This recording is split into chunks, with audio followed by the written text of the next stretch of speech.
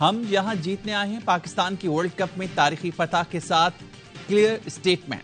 श्रीलंका के खिलाफ 345 रन का हदफ 4 विकेटों पर हासिल कर लिया। अब्दुल्ला शफीक और मोहम्मद रिजवान की सेंचुरियां। 37 रन पर 2 विकेटें गिरने के बाद दोनों ने जीत की बुनियाद डाली। 176 रन की शराकत बनाई। अब्दुल्ला शफीक ने डेब्यू पर सैकड़ा जड़ा। मोहम्मद रिजवान लड़खड़ाती टांग से मैच को आखिर तक ले गए। नाकाबिल शिकस्त 131 रन बनाए। सऊद शकील 31 और इफ्तिखार अहमद ने 22 रन बनाए। पाकिस्तान वर्ल्ड कप की तारीख में सबसे बड़ा हदफ हासिल करने वाली टीम बन गई। श्रीलंका ने पहले खेलते हुए 344 रन बनाए थे। कौशल मैंडस और सुदेरा की सेंचुरियां रह गई। पाकिस्तान अपना अगला मैच भारत के खिलाफ हफ्ते को खेलेगा।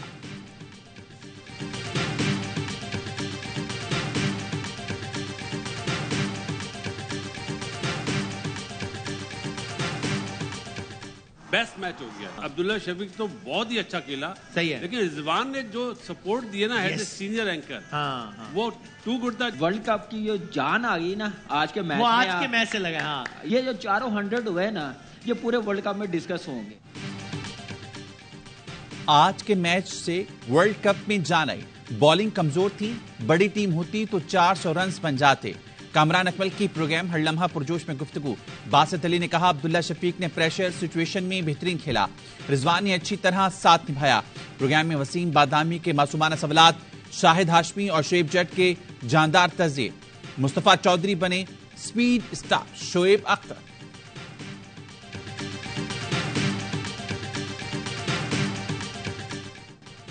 इसराइल ने अपने फौजियों को गजा की मुकम्मल तबाही का लाइसेंस दे दिया। वज़ीर दिफा कहते हैं इसराइली फौजी आलमी क़वानीन के पाबंद नहीं। हमास के हमलों से बदहवास इसराइल की निहत्ते फलस्तीनियों पर बमबारी। अक़वाम मुत्तहिदा के ज़ेर इंतज़ाम स्कूलों को भी नहीं छोड़ा। इसराइली हमलों में 921 फलस्तीनी शहीद हो गए। मासूम बच्चों की बड़ी तादाद शामिल। सोहनी फौज ने बदमस हाथी की तरह तमाम असूल रोंद डाले। कीमिया हथियारों का इस्तेमाल शुरू कर दिया। शेल्टर होम्स, स्कूल, अस्पताल, एम्बुलेंसेज और मस्जिदों को निशाना बना डाला। गजा की नाकाबंदी, बिजली, पानी, ईंधन, अशिया खुरनोश की फराहमी मुअत्तल। इंटरनेट सर्विस भी बंद है।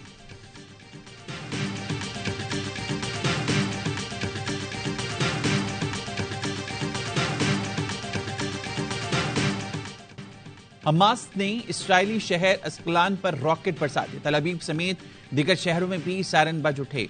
सरफरोशों ने 4 रोज में 5000 से ज्यादा रॉकेट दाग कर आयरन डोम की ईंट से ईंट बजा दी। 134 फौजियों समेत हलाक इसराइलियों की तादाद 1000 से तजावुज। बाढ़ पर लगा फलस्तीनी परचम उतारने वाले इसराइली फौजियों के परखच्चे उड़ गए।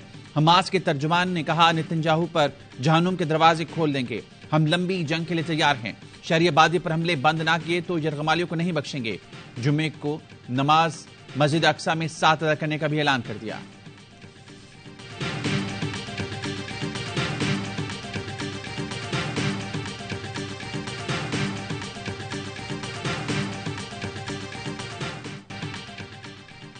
अमेरिका इसराइल के साथ खड़ा है, कोई शक में ना रहे।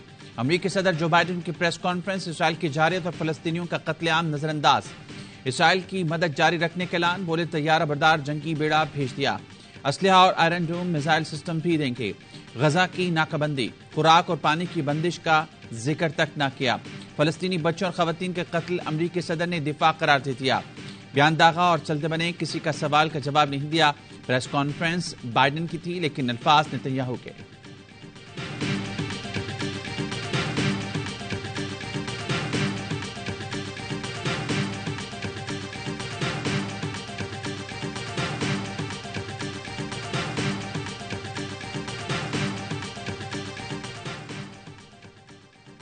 तुर्किया की इसराइल के करीब अमरीकी तैयारा बरदार बहरी जहाज की तैनाती की मजम्मत। सदर तैयब एर्दोगान कहते हैं अमरीकी बहरी बेड़े की तैनाती और इसराइली कार्रवाइयां कत्लेआम का बायस बन सकती हैं।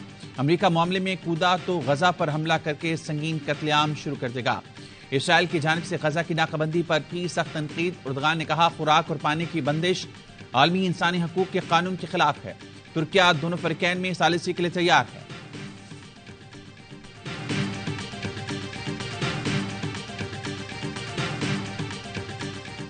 Israel is having in mind a plan in Aqsa Masjid by changing it to Masjid for Muslim Ummah and rebuild this Qibla is not only for Palestinians. To defend Aqsa Masjid, it is the responsibility of Muslim Ummah like it is the responsibility of the Palestinians. Hamas के हमले मस्जिद अक्सा की हिफाजत के लिए हैं। मुस्लिम ममालिक Israel की हिमायती मुल्कों पर दबाव डालें। गजा में लाखों जिंदगियां खतरे में हैं। दुनिया की खामोशी इसराइल को और ताकतवर बना रही है। पाकिस्तान में फलस्तीन के डिप्टी हेड ऑफ मिशन की प्रोग्राम खबर महबूब बुखारी के साथ में गुफ्तगू। कहा, इसराइल मस्जिद अक्सा को यहूदी इबादत खाने में तब्दील करना चाहता है। इसराइल को रोकने के लिए हमास ने हमला किया। ऑपरेशन का नाम तूफानुल अक्सा रखा।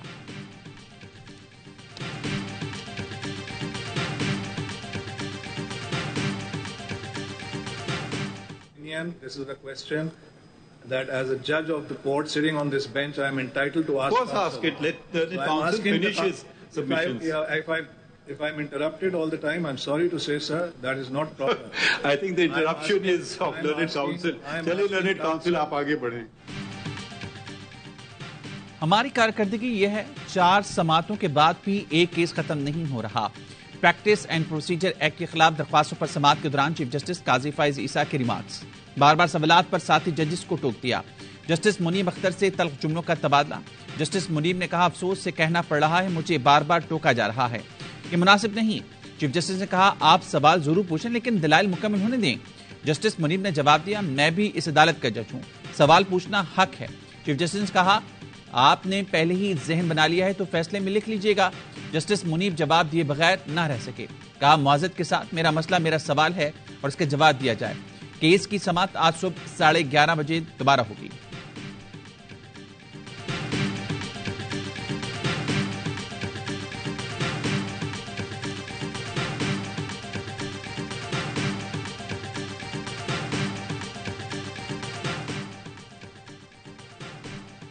सिक्योरिटी फोर्सेज ने खैबर पख्तूनख्वा में 2 दहशतगर्द ठिकाने लगा दिए।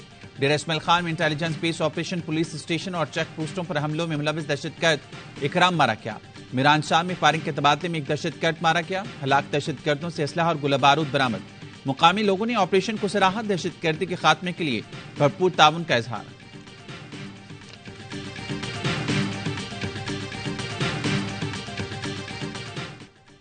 वसाइल की लूटमार और गैर कानूनी सरगर्मियां रोकने का अज़्म। निगरान वज़ीर-ए-आज़म का आर्मी चीफ के साथ क्वेटा का दौरा। एपिक्स कमेटी इजलास में शिरकत। शुरा को नजरसानी शुदा नेशनल एक्शन प्लान, इंसदादे स्मगलिंग और मंशियात ऑपरेशंस पर ब्रीफिंग।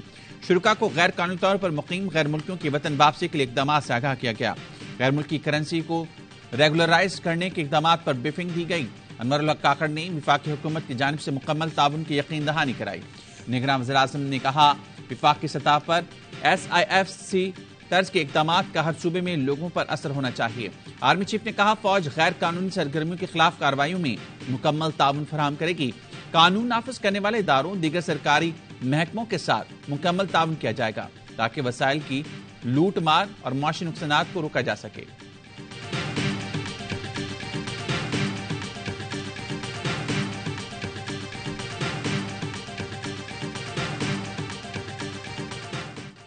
नवाज शरीफ की हिफाजती जमानत की दरख्वास्त 16 या 17 अक्टूबर को दायर किए जाने का इम्कान।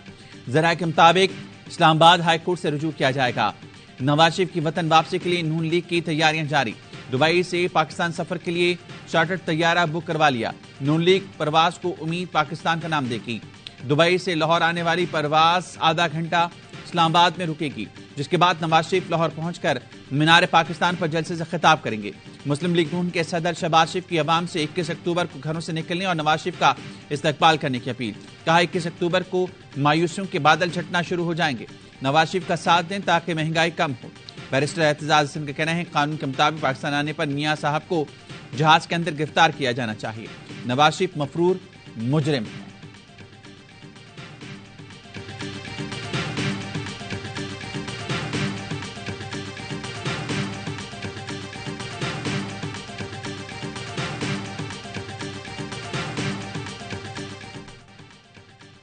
पीटीआई और उसके चेयरमैन इदारों से टकराव नहीं चाहते। यकीन है पीटीआई का मुश्किल वक्त खत्म होने वाला है। पाकिस्तान जमहूरियत और फौज को तनाज़ात से बाहर रखें। पाकिस्तान तहरीक इंसाफ की सियासी कमेटी के सरबराह असद कैसर की ARY न्यूज़ से गुफ्तगू। कहा, हम -1 पर यकीन नहीं रखते। मुकदमात का सामना करेंगे। इंतखाबात में भरपूर हिस्सा लेना हमारा हक है। मरीम नवाज जलसे कर रही हैं, हमारे लोग गिरफ्तार किए जा रहे हैं। क्या ये प्री पोल धांधली नहीं? मोहम्मद अली दुरानी की सदर आरिफ अली से मुलाकात। सदर मुमलिकत ने कहा, लोग अपनी पसंद का रहनुमा मुंतखब ना कर सके तो जमहूरियत बेमानी है।